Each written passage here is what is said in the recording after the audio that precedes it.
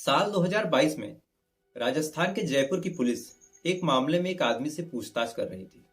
और पूछताछ के दौरान उस आदमी की जो निगाह थी वो वहां पे पुलिस स्टेशन में लगे एक नोटिस बोर्ड पे बार बार जाके ठहर रही थी। तो पुलिस वाले हैरानी से उस आदमी से पूछते हैं कि क्या तुम इस लड़की को जिसकी फोटो लगी इसे तुम जानते हो, तुम इसे बार बार क्यों देख रहे हो। तो आदमी पुलिस वालों से कहता है कि इस लड़के को आप खोज रहे हैं क्या। तो पुलिस वाले कहते हैं कि हाँ। तो आदमी बताता है कि इस लड़की को तो मैंने ही मारा है, और ये बात बेहद मुस्कुरा के बोलता है। अब पुलिस वाले जब इतना सुनते हैं तो पुलिस वाले थोड़े से सख्ते में आते हैं कि एक आदमी जिससे हम एक मर्डर की पूछताछ कर रहे हैं, एक मर्डर का जुर्म इसके ऊपर स्टेब्लिश करने की कोशिश कर रहे हैं, और ये दूसरे ही मर्डर का एक बाले जुर्म कर रहा है। अब पुलिस वाले जब ये शब्द सुनते हैं तो पुलिस वालों के पैरों तले जमीन खिसक जाती है, और वो अपने आला अफसरों को, अपने आला अधिकारियों को इस बारे में इत्तला करते हैं और कहते हैं कि आप इस मामले की जांच कीजिए, क्योंकि ये मामला एक मर्डर से निकल के शायद और किसी दिशा में जा रहा है। तो जब आला अफसर आते हैं और इस आदमी से पूछताछ करते हैं, इस आदमी से छानबीन करते हैं और बताते हैं कि पूछते हैं कि बताओ तुमने ऐसे कितने अपराध किए, तो ये आदमी ऐसे लगभग 50 मामलों का इकबाल जुर्म करता है। यानी एक आदमी जो पुलिस के सामने बैठा था उसने अब तक 50 से ज्यादा लड़कियों की जिंदगी खराब कर दी थी। तो आदाब, नमस्कार, जय हिंद, वंदे मातरम। मैं आपका अपना ठाकुर प्रखर सिंह। आज मैं जिस आदमी की कहानी के साथ हाजिर हुआ हूँ, जिस किलर की, जिस दरिंदे की कहानी के साथ हाजिर हुआ हूँ, इस दरिंदे की वजह से कई घरों के चिराग उजड़ गए। इस दरिंदे की वजह से कई बच्चियों की, कई लड़कियों की जिंदगी खराब हो गई। और लड़कियों का जो आंकड़ा था, जो इसने खुद अपने मुंह से स्वीकारा, वो लड़कियों की संख्या लगभग 50 के पार जा रही थी। तो अब सीधा चलते हैं आज की इस कहानी के ऊपर। लेकिन कहानी शुरू करूं उससे पहले आपसे वही अनुरोध, वही निवेदन कि अगर आप हमारे वीडियो पे नए हैं, हमारे चैनल पे नए हैं, तो वीडियो को एक लाइक कर लीजिएगा, चैनल को सब्सक्राइब कर लीजिएगा, और एक प्यारा सा कमेंट मेरे नाम पे मेरे लिए जरूर कर लीजिएगा। क्योंकि जब आप एक लाइक करते हैं, एक कमेंट करते हैं, सब्सक्राइब करते हैं, तो आप अपनी तरफ से मुझे एक गिलास ग्लूकोज का, एक गिलास ग्लूकॉन डी मुझे घोल के दे देते हैं कल की मेहनत के लिए, कल और अच्छी कहानियां लाने के लिए, और अच्छी अच्छी वीडियोज, अच्छी अच्छी स्टोरीज जो हमारे देश दुनिया में घट रही हैं, ऐसी वीडियोस, ऐसी कहानियों को आपके सामने लाने के लिए। तो आपसे यही रिक्वेस्ट है, यही अनुरोध है कि वीडियो को लाइक और चैनल को सब्सक्राइब जरूर कर लीजिएगा। तो अब सीधा चलते हैं आज की इस कहानी के ऊपर। तो साल 2022 में, इसी साल फरवरी महीने में, राजस्थान के जयपुर में एक जगह लगती है करगनी थाना। वहां पे कुछ लोग किराए पे रह रहे थे एक आदमी के घर में। काफी अच्छे थे, स्वभाव से भी काफी अच्छे थे। रहने वाले जो आदमी था उसका नाम विक्रम था, लड़की का नाम रोशनी। काफी मृदुल स्वभाव के दोनों लोग। और जो मकान मालिक था उससे इन दोनों की काफी अच्छी बॉन्डिंग थी। आमतौर पे कुछ लोग होते हैं अपने से मतलब रखते हैं, लेकिन ये दोनों जो थे, मकान मालिक से सुबह शाम नमस्ते करना, सब कुछ करना, हाल चाल लेना, चाय पानी पे एक दूसरे के घर जाना, ये सारी चीजें इन दोनों में काफी अच्छी थी। लेकिन फरवरी महीने में मकान मालिक एक चीज नोटिस करते हैं कि जो उनके किराएदार हैं विक्रम और रोशनी, कई दिनों से अपने कमरे से बाहर नहीं आए हैं।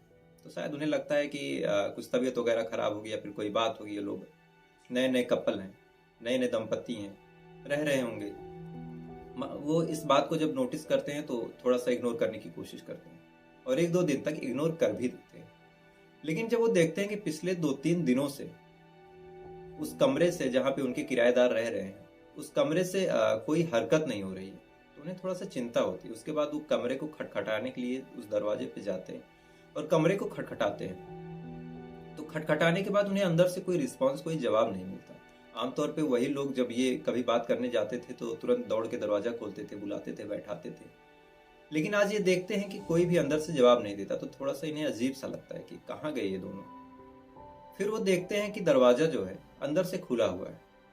वो दरवाजा जो अंदर से देखते हैं खुला हुआ है। अब चूंकि वो कई बार आए गए थे उस कमरे में, उनका घर भी था, तो धड़ल्ले से अंदर घुसते हैं। लेकिन जब अंदर वो घुसते हैं तो उनकी आंखें फटी की फटी रह जाती हैं। दरअसल जो रोशनी थी, उसकी लाश, उसकी डेड बॉडी बेड पे पड़ी हुई थी, और उसकी गर्दन को किसी दुपट्टे से, किसी कपड़े से दबाया गया था। उसकी गर्दन को कस के उसकी हत्या कर दी गई थी।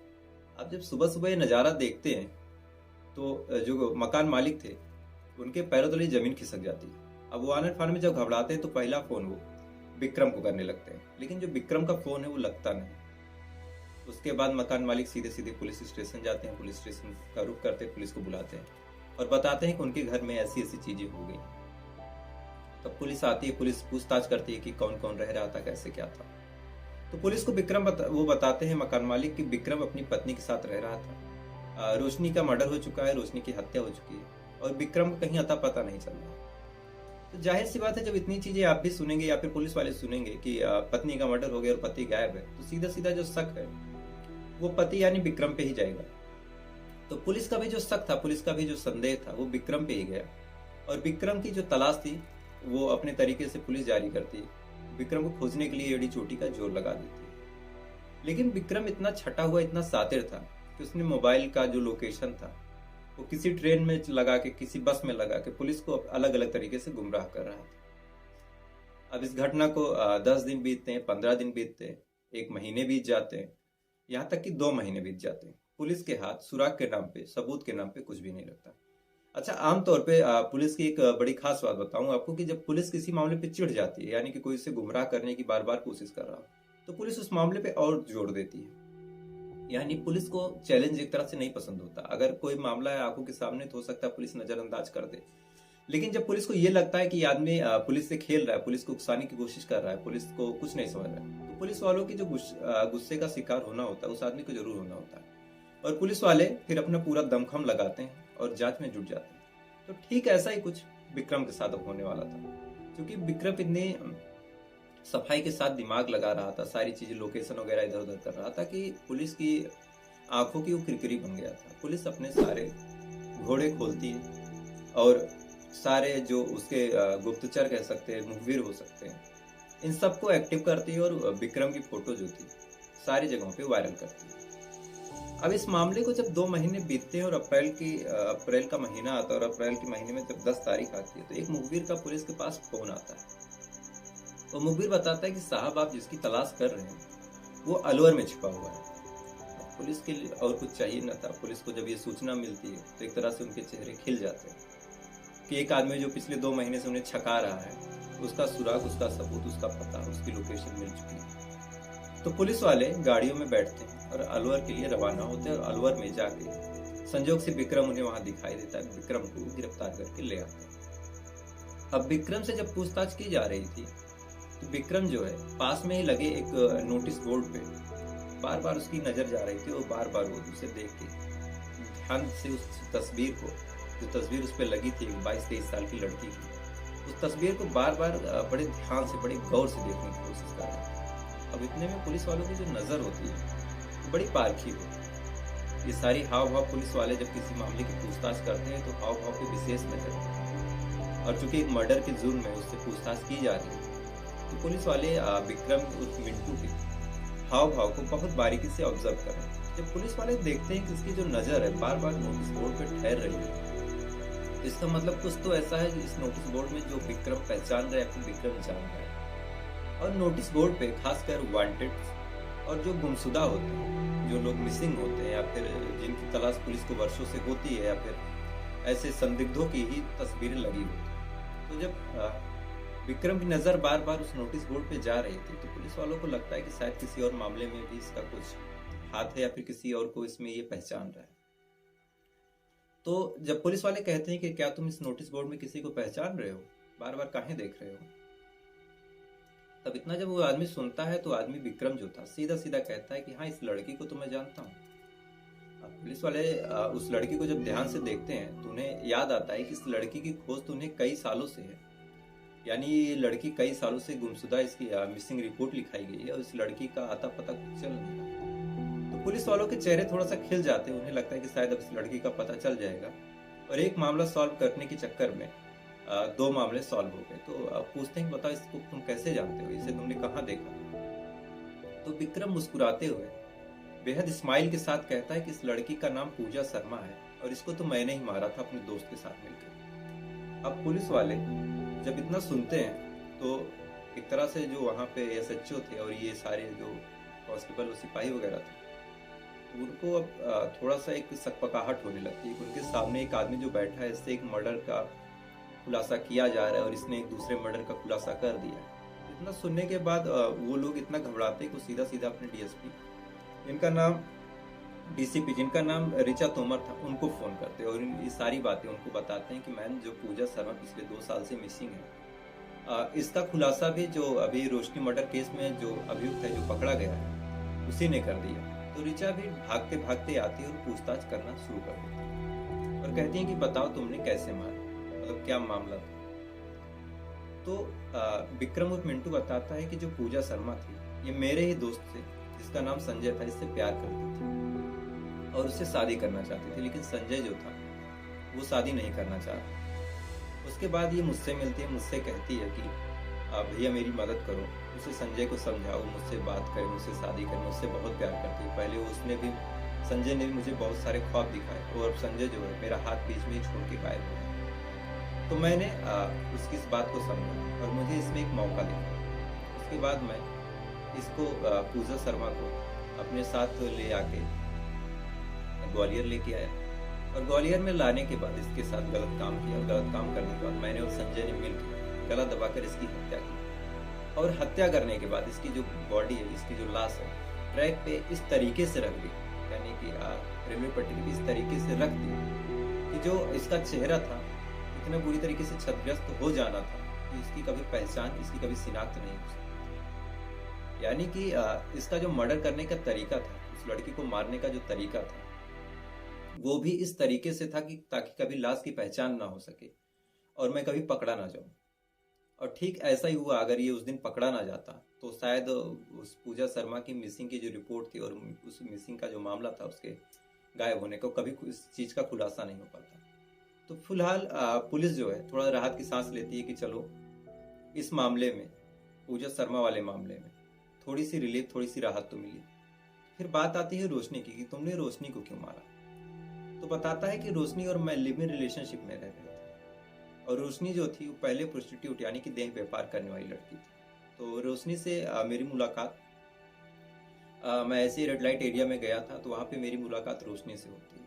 उसके बाद मैं रोशनी और मेरी जो बॉन्डिंग थी काफ़ी अच्छी हो जाती। फिर मैंने भी रोशनी से, मुझे प्यार भी हो गया। अब यहाँ पे पुलिस वालों के लिए हैरान करने वाली बात है कि एक लड़की जिससे प्यार कर रहा है उसका ये मर्डर क्यों करता है। तो फिर ये आगे बताता है कि जब इसे रोशनी से प्यार होता है उसके बाद रोशनी से कहता है कि सारे गलत काम तुम छोड़ दो, मेरे साथ रहो और मेरे साथ तुम खुश रहोगे। उधर रोशनी को भी इससे लगाव, इससे प्यार हो जाता है। तो रोशनी कहती है कि मैं एक काम कोई शौक से या फिर कोई ऐसे नहीं कर रही हूँ।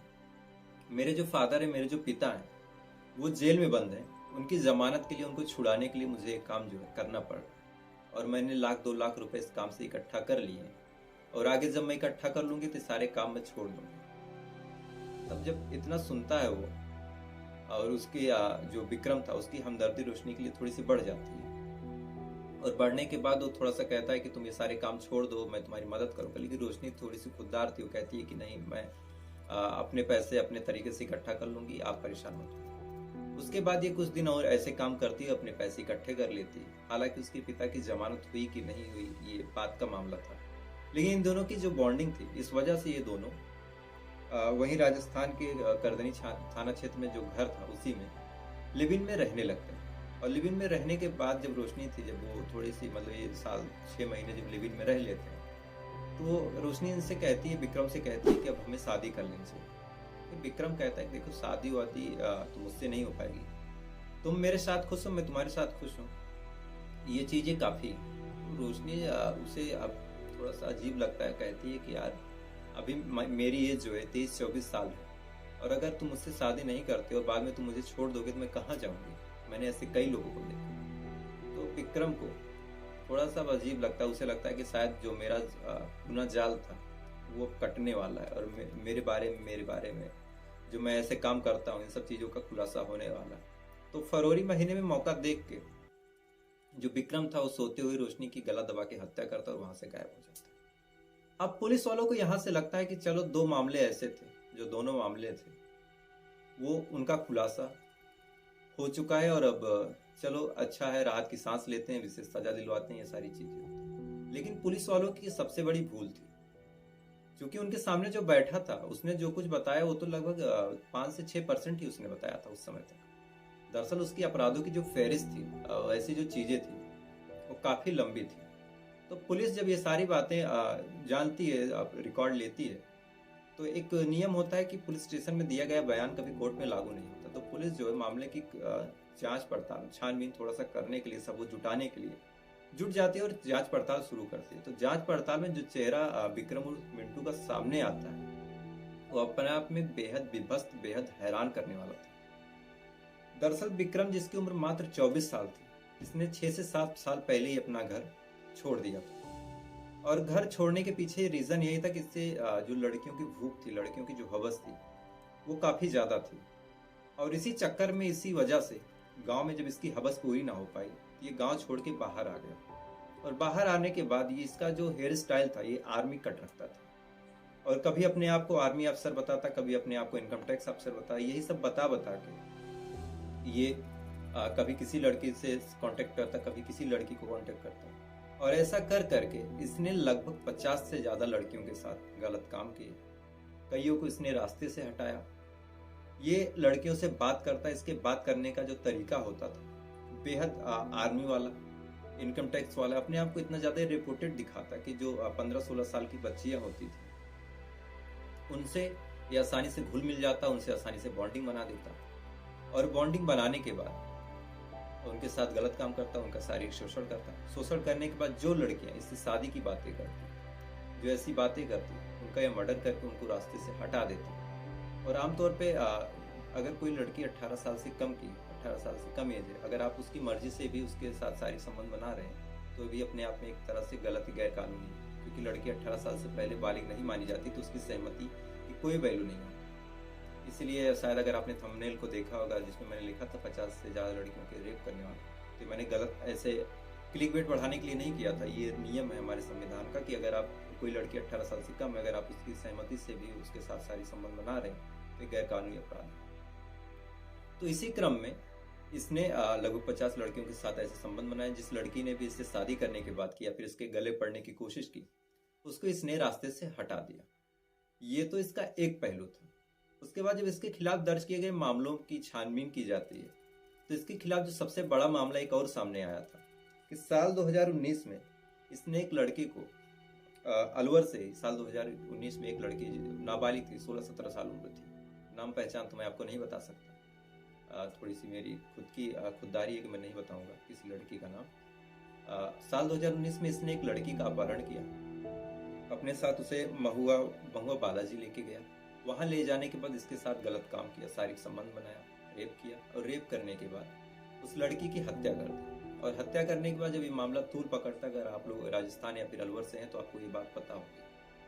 और जब ये मामला तूल पकड़ता है तो वहां से भाग जाता है यूपी, और यूपी से चला जाता है मध्य प्रदेश। वहां पे भी ये भेष बदल के कभी किसी होटल में काम करता है, कभी किसी जहाज पे काम करता है। और वहां पे भी अपने आप को ये राजस्थान और जयपुर में ऐसे ऐसे बताता कि मैं वहाँ पे आर्मी ऑफिसर था, यहाँ पे ये था, ये इनकम टैक्स में था। ये सारी कहानियां बता के नए नए लोगों को फंसाता था। तो पुलिस जब इन सब सारे मामलों को सुनती है, सारे मामलों की जांच करती है, तो फिर वो पूछती है कि अच्छा इतने दिन से तुम बचते कैसे थे। यानी पुलिस को लगभग 2019 से तुम्हारी तलाश है, तुम 50 से ज्यादा लड़कियों की जिंदगी खराब कर चुके हो, तीन हत्या के मामले तुम्हारे ऊपर है, एक गैंगरेप का मामला है, तो तुम बच कैसे। तो ये बताता है कि जब मैं कहीं जाता था तो किसी कपल से, चाहे वो बूढ़े हो चाहे जैसे हो, मैं उनके पास जाता, अपने आप को एक रिपोर्टेड आर्मी अफसर दिखाता और उनसे ऐसे घुल मिल जाता कि वो अपने परिवार में मुझे रहने के लिए खुद कहते कि तुम मेरे साथ रहो भैया, तुम्हें भटकना नहीं है, तुम मेरे साथ रहो। और मैं उन्हीं के परिवार के बीच में नाम पहचान बदल के इत्मीनान से रहता। और कोई किसी के घर में रह रहा हो, किराए पर ना हो, किसी का रिश्तेदार हो, तो पुलिस उस पर शक नहीं करती। और इसी वजह से, इसी कड़ी में मैं पुलिस की आंखों में धूल झोंकता चला गया। और ऐसा इसने राजस्थान में भी किया था। जब ये वहां से भागता है फरवरी में, अपनी लिव इन रिलेशन में अपनी गर्लफ्रेंड की हत्या करने के बाद भागता है, तो ये एक भंडारे में जाता है। वहां पे एक कपल से कहता है, जब कपल इससे मिलते हैं, थोड़ी सी बातचीत होती है, तो उनसे कहता है कि मैं एक आर्मी अफसर हूँ और अभी छुट्टी लेके बस इस जगह पे मैं अपनी सेवाएं देने आया। कपल ये बात सुनते हैं तो उन्हें लगता है कि यार कितना देवता किस्म का इंसान, और ऐसे लोग को तो हमारे घर में रहना चाहिए। और इसी वजह से वो लोग इस आदमी को, इस विक्रम उर्फ मिंटू को अपने पास रहने की इजाजत दे देते हैं और अपने पास खुद बुलाते हैं कि नहीं आपको मेरे यहाँ रहे। और इस वजह से पिछले 2 महीने से बचा हुआ है। ये सारे मोबाइल, सारे फोन उन्हीं का इस्तेमाल करता है, अपने कोई सुराग, अपने कोई सबूत छोड़ता नहीं। तो फिलहाल ये थी पूरी कहानी विक्रम उर्फ मिंटू की, जिसने 50 से ज्यादा लड़कियों का साथ गलत काम किया, उनकी जिंदगी खराब की और 3 से 4 हत्याएं की। और न जाने कितनी हत्याएं इसके ऊपर अभी साबित होना बाकी है। और मामला भी जो है जांच के अधीन है। और कल का जो मेरा सवाल था, उस सवाल का सबसे सही जवाब दिया है विशाल खान जी ने। तो विशाल खान जी, आपको लाख लाख शुभकामनाएं, हार्दिक बधाई। और सवाल था कि एप्पल की जो मैन्युफैक्चरिंग होगी इंडिया में होगी, वो किस कंपनी के द्वारा होगी, iPhone 14 की। तो इसका सही जवाब था टाटा के द्वारा, और इसका सही जवाब दिया विशाल खान ने, और भी कई लोगों ने जवाब दिया, लेकिन सबसे पहले जो जवाब दिया विशाल खान जी ने दिया। तो इस सवाल के विजेता विशाल खान जी रहे हैं। और आज का जो आपसे अगला सवाल है वो ये है कि जो 5G इंडिया में लॉन्च हुआ है और पूरे देश विदेश में 5G चल रहा है, इस 5G की जो खोज थी एक तरह से एक भारतीय वैज्ञानिक के नाम पे थी, एक भारतीय वैज्ञानिक ने की थी, लेकिन उन्होंने उसका कभी पेटेंट नहीं लिया। तो भारतीय वैज्ञानिक वो कौन थे, उन्होंने पेटेंट क्यों नहीं लिया? अगर इसके बारे में आपको कुछ जानकारी हो तो प्लीज़ कमेंट करके बताइएगा, और अगर नहीं जानकारी हो तो कल के लिए वेट कीजिएगा, इसकी जो जानकारी मैं आपको कल दूंगा। तो फिलहाल ये थी पूरी कहानी राजस्थान के अलवर के एक दरिंदे की, एक अपराधी की। और इस कहानी को सुनाने का सबसे बड़ा मकसद यही था कि आप भी अपने घर की लड़कियों को थोड़ा सा सचेत कीजिए, सहेज दीजिए, ऐसे लड़कों के चंगुल में ना फंसे, क्योंकि भूखे भेड़िए भूखे गिद्ध हर जगह घूमते हैं। इस वजह से इस वीडियो को थोड़ा सा आप शेयर भी कीजिएगा, लोगों तक पहुँचाइए, और एक लाइक एक कमेंट जब आप करेंगे तो वीडियो और आगे भी जाएगा। तो आपसे यही गुजारिश है, वीडियो अगर अच्छी लगी तो वीडियो को लाइक सब्सक्राइब जरूर कर लीजिएगा। तो आपसे कल फिर मुलाकात होगी किसी नई कहानी के साथ। तब तक अच्छे रहिए, खुश रहिए, जय हिंद।